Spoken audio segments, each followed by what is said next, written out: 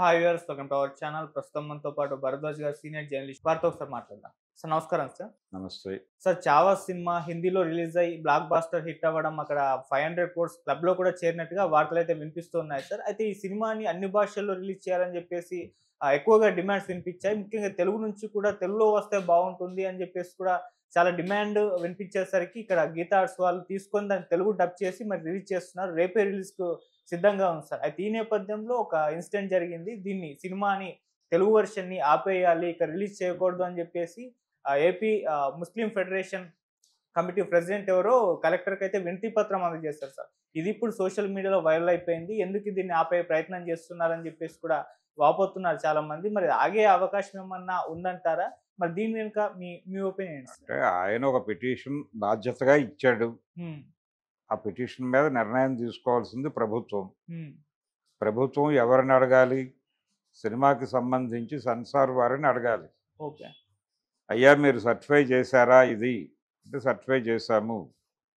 దీనిలో ఇలా భిన్న సమూహాల మధ్య ఘర్షణాత్మక వైఖరి రేపేటువంటి భావజాలం ఉంది అని ఆయన కంప్లైంట్లో ప్రస్తావించాడు. హ్మ్. అలా మీకు ఏమైనా అనిపించిందా అని అడుగుతారు. అటువంటి కంటెంట్ ఉంటే మేమే ఆపేవాళ్ళం కదా అని వాళ్ళు రిప్లై ఇస్తారు. ఈ పిటిషన్ని తోసిపుచ్చుతారు. సినిమా ఆడేస్తుంది. ఈలోపు క్యూరియాసిటీ క్రియేట్ అవుతుంది. ఏముంది సినిమాలో అనేది. ఇప్పుడు ఈయన పిటిషన్ ఇవ్వటంతో ఇది యాంటీ ముస్లిం ఫిలిం అనేది హిందువులకి కనెక్ట్ చేస్తారు వీళ్ళు.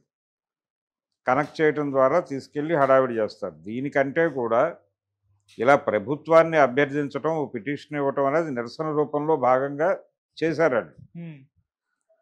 అయితే ఆ నిరసన రూపాన్ని కూడా వాడేసుకుంటారు వీళ్ళు. కాబట్టి ఇప్పుడు జరగాల్సిందేంటి? సమాజంలో ఒక నిరంతరమైనటువంటి ఒక డిస్కషన్ జరగాలి. ఇది సోషల్ మీడియా వేదికగా జరగటము అలా కాదు. ప్రజల్లో ప్రజా సంఘాలు ఇమ్మీడియట్గా ప్రజల్ని సమీకరించి ఈ జరుగుతున్నటువంటి వ్యవహారాలు పర్టికులర్గా ఒక సమూహాన్ని టార్గెట్ చేసి జరుగుతున్నటువంటి ప్రచారాలకు సంబంధించి వాస్తవ విషయాలు ఏమిటి అనేది ఒక యాంగిల్ చెప్పడం మొదలుపెట్టాలి. ఈ చెప్పటం మానేసి పిటిషన్లు ఇస్తే పనులవు. పిటిషన్లు ఇస్తే ప్రభుత్వాలు ఏవో సానుకూలంగా నిర్ణయాలు తీసుకుంటాయి అనుకోవడానికి అవకాశం లేదు. ఎందుకంటే ఈ సినిమానే ప్రాపగాండా సినిమా అది. ఈ దేశంలో మైనారిటీల నుంచి మెజారిటీ మతానికి ప్రమాదం పొంచి ఉంది అని ప్రమోట్ చేయటం వాళ్ళ ఉద్దేశం. ఆ సినిమా ఉద్దేశమే అది. ఆయన మీద 100 రకాల కథనాలు వచ్చున్నాయి ఆల్రెడీ. సంభాజీ మీద, శివాజీ మహారాజు మీద కూడా రకరకాల కథనాలు ఉన్నాయి. కథనాలు కాదు, పరిశోధించి రాసినటువంటి వ్యాసాలు, గ్రంథాలు కూడా ఉన్నాయి అవైలబుల్గానే. వక్రీకరణలు ఎక్కడ జరిగినాయి, ఎందుకు ఓన్ చేసుకున్నారు, ఆయన్ని ఓన్ చేసుకోవడం వెనకాల ఉన్నటువంటి ప్రయోజనం ఏమిటి, ఆయన వీళ్ళ దగ్గర నుంచి లాభం పొందాడా నష్టపోయాడా అనేది కూడా నిర్ధారిస్తూ కథనాలు ఉన్నాయి. శివాజీ వీళ్ళు చెప్తున్నంత సెక్టేరియన్ కాదు, బయటకు ఆయన ప్రొజెక్ట్ అవుతున్నంత సెక్టేరియన్ కాదు అని చాలా స్పష్టంగా గ్రంథాలు ఉన్నాయి. ఓకే. ఇది చదివి ప్రపంచానికి చెప్పడం అనేది ఒక నిరంతర ప్రక్రియగా జరగాలి.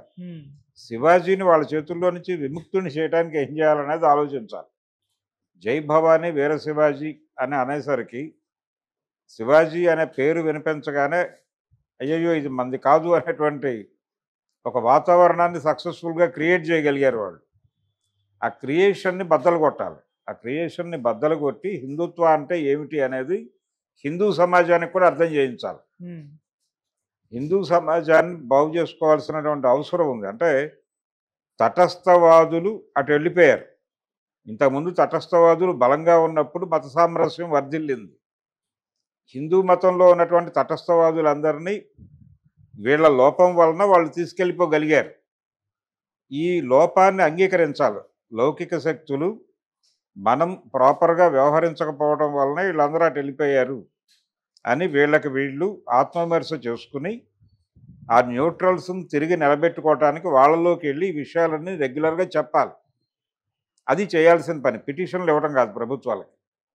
అది ముస్లిం సమాజం వాళ్ళ ఆందోళనని ప్రభుత్వానికి తెలియజేయడం కోసం, వాళ్ళ డిసెంట్ని తెలియజేయడం కోసం ఇచ్చారు. ఇచ్చింది అంతవరకే వాళ్ళ పరిమితం. దాన్ని అడ్డం పెట్టుకుని వీళ్ళు రకరకాలు చూసారా వాళ్ళు ఆపేయమంటున్నారు సినిమాని. అంటే ఆగిపోయినట్టే. రేపు రిలీజ్ లేదట, అసలు రోడ్ల మీదకి వస్తే కొడతారట దాకా తీసుకెళ్తారు ఈ ప్రచారాన్ని.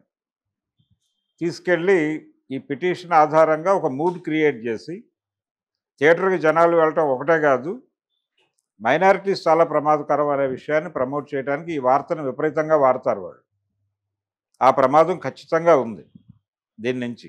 చావా సినిమాలో వాళ్ళు ఏం చెప్పారు అనేది, అంటే ఔరంగజేబ్ క్యారెక్టర్ని విలన్గా చూపించదలుచుకున్నప్పుడు విలన్గా అతను ప్రతి మనిషి జీవితంలోనూ కొన్ని నిర్ణయాలు, ప్రపంచాన్ని బాధపెట్టే నిర్ణయాలు కూడా ఉంటాయి. అవి మాత్రమే అతన్ని జడ్జి చేయడానికి పనికిరావు. టోటల్గా అతను చేసినటువంటి పనులు అన్నిట్లోనూ కనీసం మాత్రంగా 50% పైన మంచి పనులు ఏవైనా ఉంటే అతన్ని మంచివాడు, ఒక మంచివాడు కింద బ్రాండ్ అయ్యొచ్చు. అలాగని చెప్పి మిగిలిన 50% అతను చేసిన తప్పులు యాజ్ ఇట్ ఈజ్గా ఉంటాయి కదా సమాజంలో, వాటిని మాత్రమే ప్రొజెక్ట్ చేస్తే ఇటు పరమ దుర్మార్గుడు అనుకోవడానికి కూడా ఆస్కారం ఉంది. కాబట్టి ఇద్దరు రాజుల మధ్య ఘర్షణగా చూడలేదు దీన్ని. ఔరంగజేబ్కి శివాజీకి మధ్య 2 రాజ్యాల మధ్య యుద్ధం అది. 2 రాజ్యాల మధ్య యుద్ధం. హిందూ రాజుల మధ్య కూడా ఘర్షణలు జరిగాయిగా భారతదేశంలో. వాటిని ఎందుకు హైలైట్ చేయరు మీరు? అక్కడ మీకు క్యూరియాసిటీ కలిగించే అంశం లేదు కాబట్టి. ఇప్పుడు పురుషోత్తముడికి ఇతర రాజులకి మధ్య జరిగినటువంటి యుద్ధాలు, అంబికి జరిగిన యుద్ధం, దాని గురించి మాట్లాడండి. అద్భుతమైన సినిమాలు తీయండి, ఎవరు కాదన్నారు? ఎందుకు మానేశారు? పురుషోత్తముడిని అంబి ద్రోహం చేశాడు కదా, దాని గురించి సినిమా తీయండి, ఎందుకు తీయరు? అంటే ఇక్కడ క్యూరియాసిటీ ఉంది. ఔరంగజేబ్ అనేవాడిని విలన్గా చూపిస్తే ఒక సమాజాన్ని, ఒక సమూహాన్ని విలన్లుగా నిర్ధారించవచ్చు. తద్వారా ఒక మెజారిటీ ప్రేక్షకులు మన సినిమాని ఆదరిస్తారు. ఇక్కడ ఈ సెల్లింగ్ పాయింట్ కదా మిమ్మల్ని అట్రాక్ట్ చేసి సినిమా తీయించింది. ఆ సెల్లింగ్ పాయింట్ ఉందనే కదా మీరు తీసుకొచ్చి డబ్ చేసింది. ఆ సెల్లింగ్ పాయింట్ ఉందనే కదా ఇప్పుడు ఈ కేసును కూడా వాడుకుంటోంది. లేకపోతే ఇంత ప్రచారం జరిగేది కాదు మామూలుగా అయితే. అది జిల్లా ఎడిషన్ వార్త. నెల్లూరు జిల్లాలో ఒక సమూహం వెళ్ళి కలెక్టర్కి మెమోరాండం 100 మంది ఇస్తారు రోజుకి. వాటన్నిటిని మీరు మెయిన్ స్ట్రీమ్ మీడియాలో పెట్టి ఇలా ప్రపంచం ముందు పెడుతున్నారా? నిన్న వాళ్ళు ఇచ్చిన సమయంలో ఎంతమంది ఇచ్చుంటారు పిటిషన్లు, ఎన్ని అంశాల మీద ఇచ్చుంటారు? వాటన్నిటికీ రానటువంటి ప్రాధాన్యత దీనికే ఎందుకు కల్పిస్తున్నారు?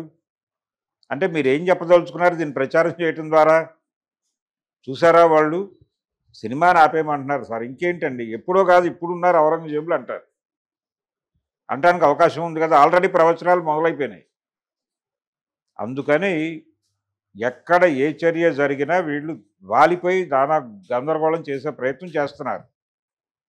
వీళ్ళు ఎట్టి పరిస్థితుల్లోనూ ఔరంగజేబుని విలన్గా మాత్రమే చూస్తారు తప్ప అతని జీవితంలో ఎన్ని మంచి పనులు చేశాడు. గుళ్ళు కట్టించాడు అతను. ఆ కట్టించిన గుళ్ళ ప్రస్తావన కూడా ఎవరూ చేయరు. కొన్ని సందర్భాలలో వాళ్ళు చేసినటువంటి కొన్ని నిర్ణయాల వలన కొంతమంది ఇబ్బంది పడి ఉండొచ్చు. ఆ జిజియా పన్ను ఇలాంటివి చూపిస్తారు. అది హిందువులను చాలా టార్చర్ పెట్టింది అంటే పెట్టి ఉండొచ్చు, ఇబ్బంది పడి ఉండొచ్చు. ప్రజారంజక పాలన సంపూర్ణంగా 100% అందరినీ తృప్తిపరిచిన పాలన అందించాడు ఔరంగజేబ్ అని ఎవరు అంటల్లా. ఆయన ఒక రాజు, అంతవరకే చూడాలి. అంతకు మించి అతన్ని చూడటం ప్రమాదం. అతని రాజ్యంలో కూడా హిందువులు ఉన్నారు కదా, హిందువులతో అతను మాట్లాడాడు కదా, హిందువులతో కలిసే జీవించాడు కదా, ఆయనతో ఘర్షణ పడింది కూడా హిందువులే కదా మెజారిటీ. ఆ టైంలో వాళ్ళ దర్బార్లో ఉన్న ఉన్నతాధికారులు ఎవరు? ఔరంగజేబ్ సంస్థానంలో అంతకుముందు ఉన్నటువంటి అక్బర్ గారి సంస్థానంలో ఉన్న ఉద్యోగులు ఎవరు? ప్రధాన నిర్ణయకర్తలు ఎవరు? రాజపుత్తులే కదా. ఇవేవి పట్టించుకోరు. మొఘల్ అనగానే బ్రాండెడ్ క్రిమినల్ అన్న పద్ధతిలో మీరు సినిమాలు తీసేస్తే మనోభావాలు గాయపడ్డాయని వాళ్ళు ఎవరు కేసులు వేయరనే కదా వీళ్ళ ధైర్యం. అందుకని ఇది ఒక ప్రాపగాండా సినిమా. తెలుగు ఆడియన్స్ని తిరిగి కనెక్ట్ చేసుకుని వాళ్ళకి, అంటే ఇంతకుముందు వాళ్ళకి భాష లేకపోయినా కన్వే అయింది. ఆ సినిమా చూసిన వాళ్ళే చూస్తారు ఇప్పుడు ఇది తెలుగు వెర్షన్ కూడా. ఇప్పుడు తెలుగు బ్యాన్ అయిపోయినా వాళ్ళు హిందీ సినిమా అయినా చూస్తారు. కంటెంట్ అవైలబుల్గా ఉంది కదా, నువ్వు నువ్వు సోషల్ మీడియాలో పెడితే రేపు పొద్దున్నుంచి అదే పనిగా చూస్తారు కదా. పాత రోజుల్లో ఆకలి రాజ్యం సినిమా ఈరోజు బ్యాన్ అవుతుంది, రేపు బ్యాన్ అవుతుంది అని ప్రచారం జరిగేది. రేపు ఉండదట సినిమా అని ఈరోజు పరిగెట్టుకుంటూ వెళ్ళేవారు. దాన్ని ఎవరు ఏం టచ్ చేయలే. అది 100 రోజులు జరుపుకుంది ఈ పుకార్ల మీదే. రోజు కలెక్షన్సే.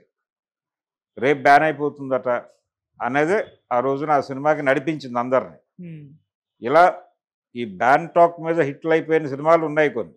ఓకే.